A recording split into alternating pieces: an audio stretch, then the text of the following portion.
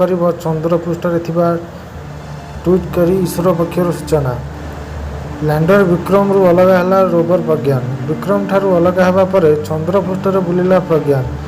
ଏବେ ଚନ୍ଦ୍ର ପୃଷ୍ଠରେ ତଥା ସଂଗ୍ରହ କରିବ ରୋଭର ପ୍ରଜ୍ଞାନ।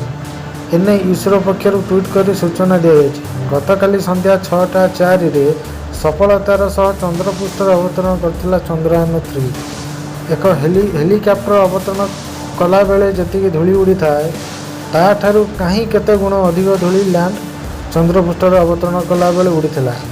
ଆଉ ଏହି ଧୂଳି କଣା ଚନ୍ଦ୍ରପୃଷ୍ଠରେ ଜମା ହେବା ପାଇଁ କିଛି ଘଣ୍ଟା ସମୟ ନେଇଥିଲା। ରୋଭର ପ୍ରଜ୍ଞାନରେ ଯେହେତୁ ଅନେକ ସମ୍ବେଦନଶୀଳ ଯନ୍ତ୍ରାଂଶ ଲାଗିଛି, ତେଣୁ ଏଗୁଡ଼ିକ ଧୂଳିକଣା ସ୍ପର୍ଶରେ ନ ଆସିବା ପାଇଁ ପରିବେଶ ସଫା ହେବା ପର୍ଯ୍ୟନ୍ତ ଅପେକ୍ଷା କରାଯାଇଥିଲା। ତାହା ସହ ଲ୍ୟାଣ୍ଡରରେ ଥିବା ସୋଲାର ପ୍ୟାନେଲରୁ ଧୂଳି ଖସିବା ପରେ ପ୍ୟାନେଲ ସୂର୍ଯ୍ୟ କିରଣରୁ ଶକ୍ତି ଗ୍ରହଣ କରି ରୋଭରକୁ ଅଧିକ କାର୍ଯ୍ୟକ୍ଷମ କରିବା ପାଇଁ ଅପେକ୍ଷା କରାଯାଇଥିଲା। ଏସବୁ ପ୍ରକ୍ରିୟା ଶେଷ ହେବା ପରେ ଲ୍ୟାଣ୍ଡରର ବିକ୍ରମ ଏକ ଦ୍ୱାର ଖୋଲିଥିଲା, ସେଥିରୁ ବାହାରିଥିଲା ରୋଭର ପ୍ରଜ୍ଞାନ। ଏବେ ସମସ୍ତଙ୍କ ମନରେ ଗୋଟିଏ ପ୍ରଶ୍ନ, ଚନ୍ଦ୍ରପୃଷ୍ଠରେ ଲ୍ୟାଣ୍ଡର ବିକ୍ରମ ଓ ରୋଭର ପ୍ରଜ୍ଞାନ କ'ଣ କରିବେ? ଆସନ୍ତୁ ଜାଣିବା ଚନ୍ଦ୍ରପୃଷ୍ଠରେ କ'ଣ କରିବେ ଲ୍ୟାଣ୍ଡର ବିକ୍ରମ।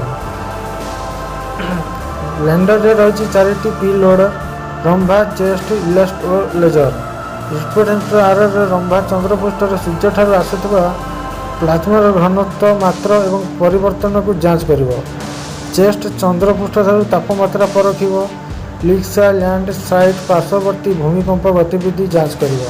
ଲେଜରରେ ଲୋଡ୍ ଫ୍ୟାକ୍ଟର ଆରେ ଚନ୍ଦ୍ରର ଡାଇନାମିକ୍ସ ବୁଝିବା ପାଇଁ ପ୍ରୟାସ କରିବ।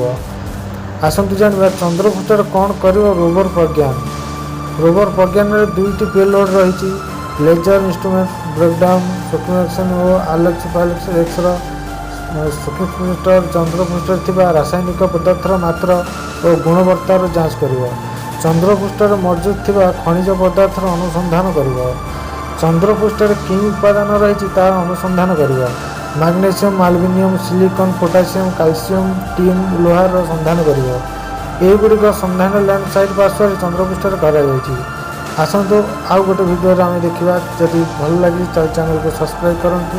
ନ୍ୟୁଜ୍ 11 ଓଡ଼ିଶା।